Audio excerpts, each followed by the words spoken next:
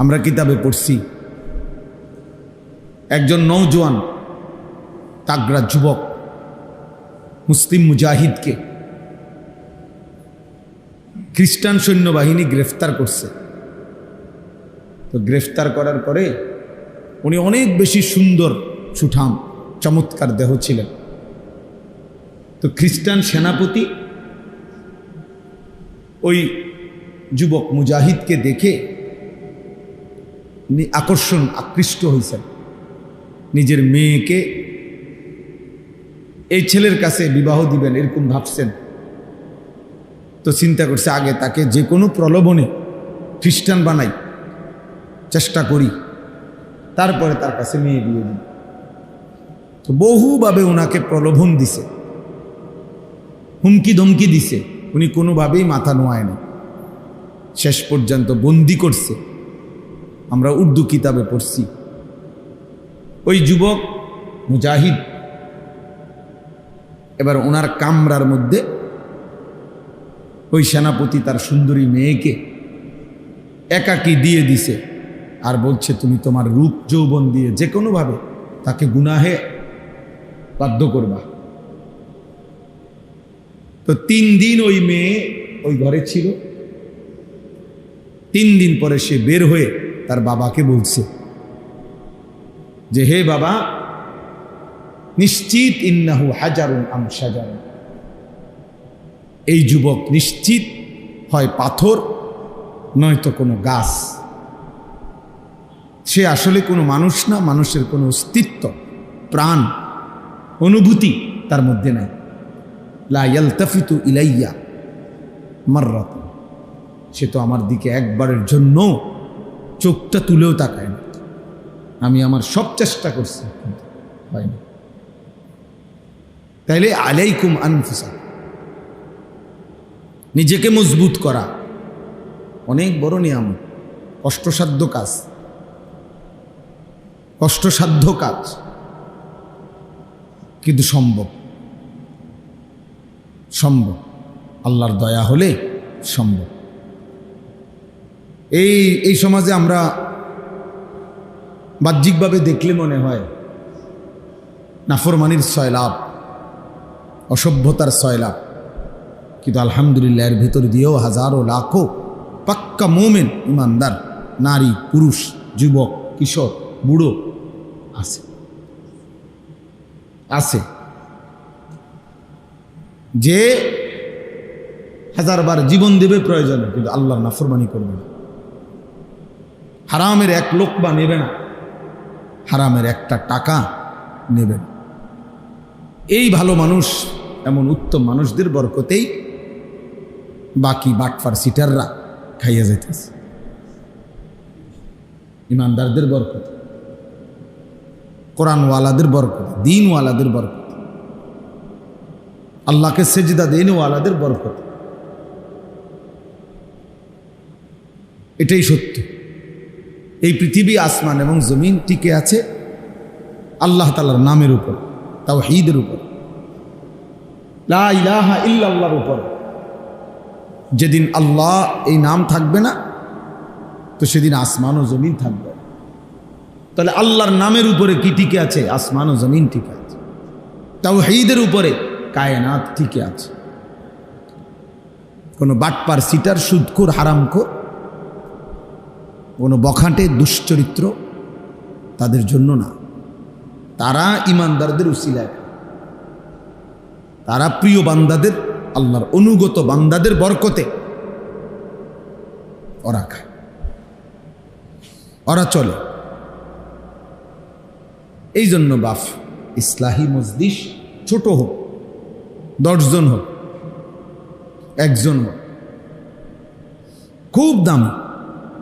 কারণ নিজের পরিবর্তন, নিজের আখলাকের পরিবর্তন, নিজের জিন্দিগির পরিবর্তন, এই ফিকির আসা, গুনাহমুক্ত জীবন গঠন, আল্লাহর ইবাদতে অভ্যস্ত জীবন গঠন, এই কথা বিবেকে আসা, দিলের মধ্যে বসা অনেক বড় নিয়ামত। আমল তো কম বেশি পরে না করবেন, আগে তো দিলে বসতে হবে এই কথাটা যে আমার আল্লাহকে মানা উচিত, আমার গুনাহ ছেড়ে দেওয়া উচিত, আমার আল্লাহর আদেশ পালন করা উচিত। হাজারো লাখো যুবক, কিশোর, নারী, পুরুষ 30 বছরেও 40 বছরেও নাফরমান তো এটা বুঝেও না যে এটা গুনাহ, সে এটা ভাবেও না। আজকে 30 বছর টানা প্রতিদিন এক তালে সুদ খায়, এই হারাম করে তো জানেই না এটা গুনাহ।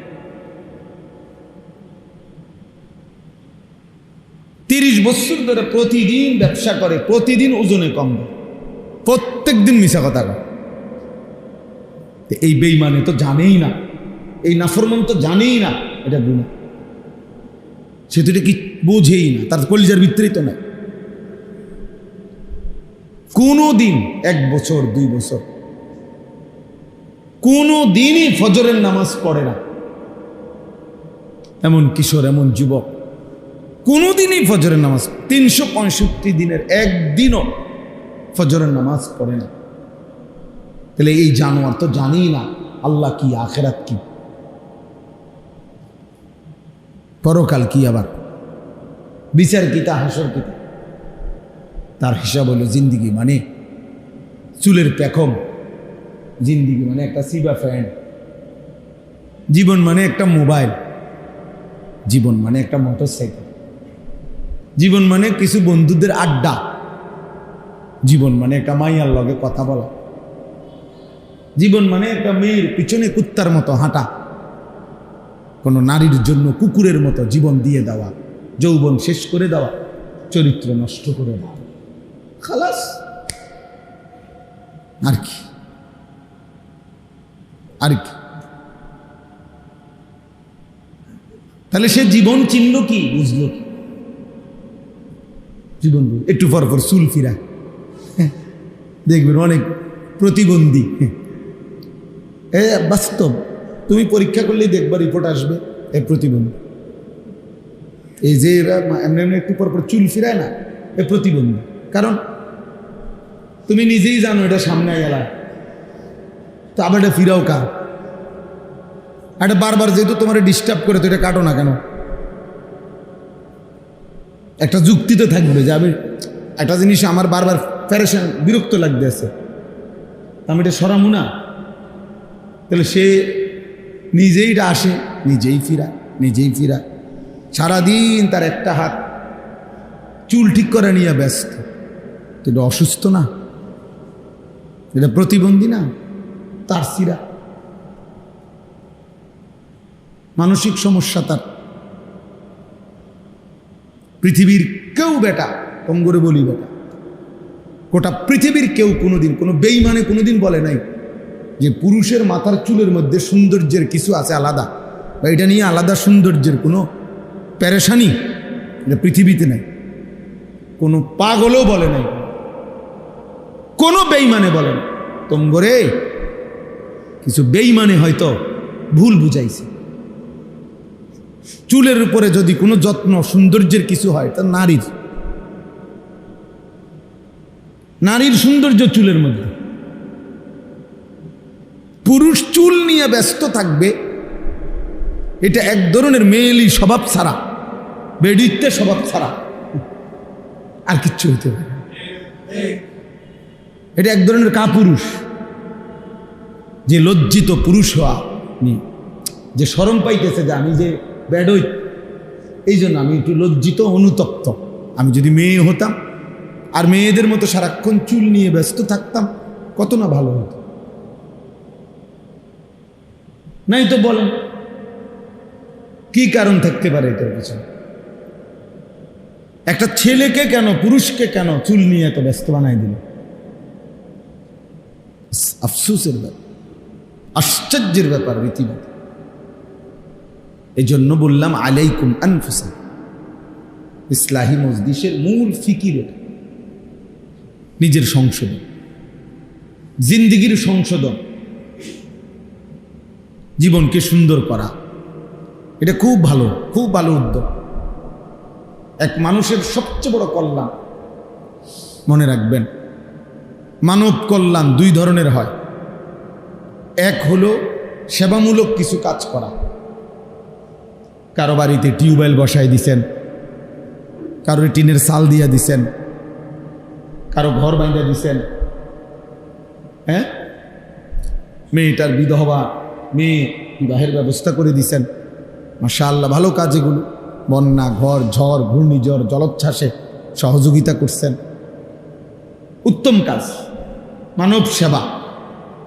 কিন্তু আরেকটা মানব সেবা হলো, মানব কল্যাণ হলো ওই মানুষটাকে আল্লাহমুখী করে দেওয়া, আখিরাতমুখী করে দেওয়া। ওই মানুষটার জিন্দিগি চেঞ্জ করে, ইউটার্ন করে তাকে আল্লাহ রসুল আখিরাত পরকালের দিকে ফিরাইয়া দেওয়া। আল্লাহর কসম, কোরআন বলে এটা হচ্ছে মানবতার সবচেয়ে বড় কল্যাণ। মানুষের সবচেয়ে বড় কল্যাণ হলো তাকে তার রব চিনায়া দেওয়া, তাকে তার গন্তব্য চিনায়া দেওয়া, তাকে তার মালিক চিনায়া দেওয়া, তাকে আল্লাহর সাথে জুড়ে দেওয়া, তাকে নামাজের সাথে বেঁধে দেওয়া, তার ইমানের দৌলত দান করা। এই জন্য আল্লাহ নবী সাল্লাল্লাহু আলাইহি ওয়াসাল্লাম বলছেন, ওয়া ইন্নী আখিযুন বিহুজাজিকুম, আমি চেয়েছি, নবীজি বলেন আমি চেয়েছি কোমরে জড়াইয়া ধইরা হলেও আমার এক এক উম্মতকে জাহান্নাম থেকে বাঁচাইতে। কোমরে জড়াইয়া ধরে হলো, অর্থাৎ হাত ধরলে মানুষ অনেক সময় ছুটে যায়, কাঁধে হাত দিলে মানুষ অনেক সময় ছাইরা লায়, কিন্তু কোমরে যদি কাউরে আমজা করে শক্ত করে ধরে, এই বাঁধন ছুটাইতে কষ্ট। যেন নবীজি বলেন আমি চেয়েছি আমার এক এক উম্মতকে কোমরে জড়িয়ে ধরে হলেও জাহান্নামের আগুন থেকে বাঁচাতে। এই ফিকির, এইটা হলো বড় ফিকির। প্রতিটা মানুষকে নেক কাজের আদেশ করা, গুনাহের কাছ থেকে ফিরিয়ে রাখার চেষ্টা করা, বাফ, এটা মানবতার বড় কল্যাণ, এটা বড় কল্যাণ। তারে আমি 3 বেলা খাওয়াইলাম, অথচ সে আল্লাহকে সিজদা দেয় না, এটা বড় কল্যাণ না? হ্যাঁ, এটাও কল্যাণ, তার ভালো, তার খাওয়াই আমি। কিন্তু মানবতার, মানুষের সবচেয়ে বড় কল্যাণ হলো মানুষকে তার মালিকের সাথে জুড়ে দাও, জুড়ে দাও। এই জন্য কিতাবে আছে, নবী সাল্লাল্লাহু আলাইহি ওয়াসাল্লাম বলছেন, লাল্লাহু আশাদ্দু ফারাহান বিতাওবাতি আবদিহি, আল্লাহ তাআলা সবচেয়ে বেশি খুশি হয় বান্দা যখন তওবা করে গুনাহ ছেড়ে দিয়ে আল্লাহর কাছে ফিরে আসে। আর হাদিসে আছে, নবীজি বলেন, কোন বান্দা যখন গুনাহ ছেড়ে দেয়, নাফরমানি ছেড়ে দেয়, তওবা করে আল্লাহর কাছে ফিরে আসে, সেজদা দেয়, গোলামি করে, আল্লাহর নাফরমানি ত্যাগ করে, খোদার কসম নবী বলে আল্লাহ তখন ফেরেশতাদেরকে বলে, আমার আসমান সাজিয়ে দাও, জান্নাত সাজিয়ে দাও। তো ফেরেশতারা আসমান সাজায়, জান্নাত সাজায়, আর বলে আল্লাহ আসমান কেন সাজাইলেন, জান্নাত কেন সাজাইলেন? তো আল্লাহ তাআলা বলে, আসলাহাল আবদু মাওলাহু, আল্লাহ তখন বলে, শোনো ফেরেশতারা, আজকে এক গোলাম যে তার মনিব থেকে বহুদিন যাবৎ ভাইগা গেছিল, পলায়ন করছিল, আজকে সেই ভেগে যাওয়া পলায়নকৃত গোলাম তার মনিবের সাথে সম্পর্ক ঠিক করে নিছে। আমার এক গোলাম বহুদিন আমারে সেজদা দেয় নাই, আমার হুকুম মানে নাই, আমার নাফরমানির উপরে ডুবা ছিল, ওই আমার থেকে দূরে সরে গেছিল। আজকে আমার সেই গোলাম, আমার সেই বান্দা, আমার থেকে যে ভেগে গেছিল, আমার ভেগে যাওয়া বান্দা আমি মালিকের সাথে তওবা করে সম্পর্ক ঠিক করে নিছি। আমি এই খুশিতে আসমান সাজিয়ে দিলাম, জান্নাত সাজিয়ে দিলাম। তাইলে আল্লাহ তাআলা সবচেয়ে বেশি খুশি হয় বান্দা যখন আল্লাহর দিকে ফিরে আসে।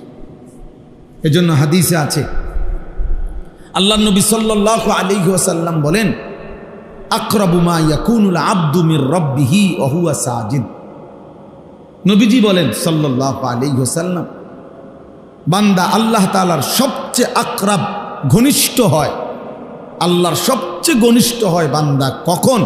নবীজি বলেন ওয়া হুয়া সাজিদ, বান্দা আল্লাহকে সেজদা করে। কখন? হুয়া সাজিদ, যখন সে সেজদা। আমার শায়েখ আল্লামা মুফতি মুশতাকুন নবী সাহেব বলে, আল্লাহ যখন বান্দা যখন আল্লাহকে সেজদা করে তো আল্লাহ মহব্বতে ওই বান্দার মাথায় পিঠে হাত বুলায় দেয়, আদর করে দেয়, আদর করে দেয়। আল্লাহ যেন বলে, বান্দা আমারে সেজদা দিলা, যাও বান্দা, খুশি হলাম, খুশি হলাম। এজন্য নামাজ যার কপালে জোটে না তার কপালের উপরে লানত, যার কপালে সেজদা না। থু তো তোর কপালে, থু তোর কপাল, লানত তোর কপাল, লানত তোর কপালে সেজদা জোটে না। তোরে আল্লাহ বানাইলই কেন? যার কপালে সেজদাই জোটে। এবং বলবেন যে আপনি হুজুর লানত দিলেন। হ বেটা, আল্লাহ লানত দিছে। ওয়া ইন্না আলাইকাল লা'নাতা ইলা ইয়াউমিদ্দিন। কোরআন শরীফে আল্লাহ বলছে, ইবলিস তুই আমারে সেজদা দিলি না, আজকের থেকে নিয়ে কিয়ামত পর্যন্ত তোর উপরে আমি আল্লাহর লানত। কোরআন শরীফের আয়াত।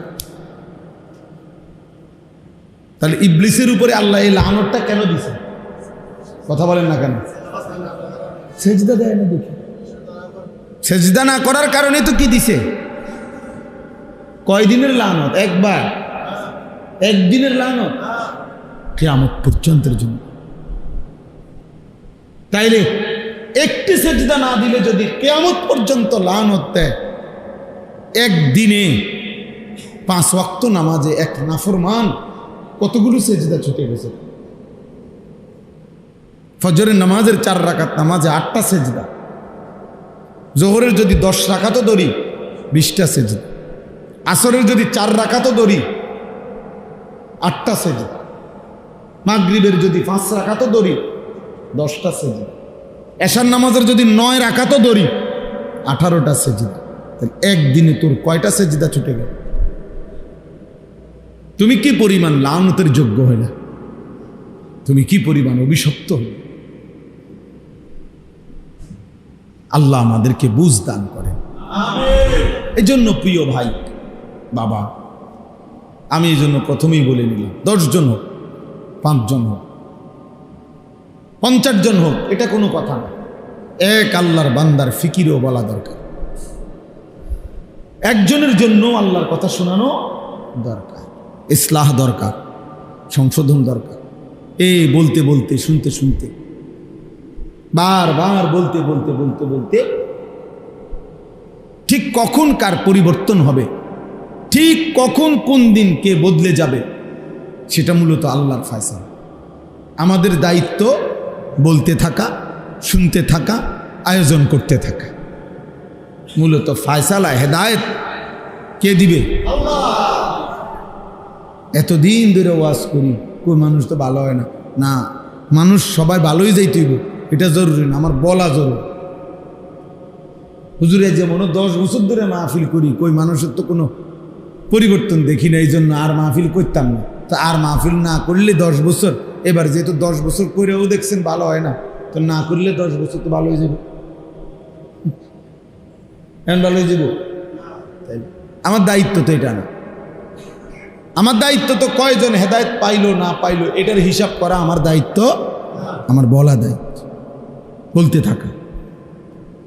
এই জন্য আপনারা, রাসেল ভাই সহ আমারে বলছে, আমি ডেট দিছি, বাকিরাও আমি হয়তো সবাইকে চেহারা তো চিনি আলহামদুলিল্লাহ। আপনাদের এই হিলফুল ফুজুল নামে আপনাদের এই আয়োজন আপনারা ধারাবাহিক করবেন, ধারাবাহিক। 5 জন যদি আপনাগো সদস্য হন, আপনারা আগে নিয়ত করবেন যে দোস্ত আগে ওয়াদা করো আমরা 5 জন শুনবো কিনা। যদি বলেন তো 5 জন, তো হুজুরে কইয়া লইবেন আগে যে হুজুর আমরা সদস্য হইলাম 30 জন, বা আমরা 10 জন নিয়ত করছি পাক্কা যে আমরা ওয়াজ শুনবো, আমাকে 10 জনের লেগে কইবেন নি। কথা বোঝেন নাই? এমন হুজুর যদি রাজি হয়, বললে লোক হইব 10 জন, আর যদি বেশি হয় আলহামদুলিল্লাহ, আর না হইলে আমরা 10 জনের বুঝ দিব। আপনি 10 জনরে বলবেন, আপনি 5 জনরে বলবেন, একজনকে বলবেন। আল্লাহ আমাদেরকে তৌফিক দান করেন। এই হিলফুল ফুজুল এটা নবীজি সাল্লাল্লাহু আলাইহি ওয়াসাল্লামের জন্মেরও আগের সংগঠন, আরবের একটি সংগঠনের নাম মূলত। অর্থাৎ আরবের মধ্যে ফজল নামে, একই নামে 3 ব্যক্তি ছিল, 3 জন ব্যক্তি ফজল নাম, 3 জনের নামে ফজল। এই 3 জন ব্যক্তি একই নামের, ওনারা একসাথে অঙ্গীকার করছিল। হিলফুন মানে হলো ওয়াদা, অঙ্গীকার, শপথ। আর এই ফুজুল মানে হলো ফজল নামের 3 জন, বুঝছেন? এটা কিন্তু অনেকখানি এই সংগঠনের নাম আছে, দেখেন না, এই জন্য বলতেছি আর কি, সবার ভালো হইবে।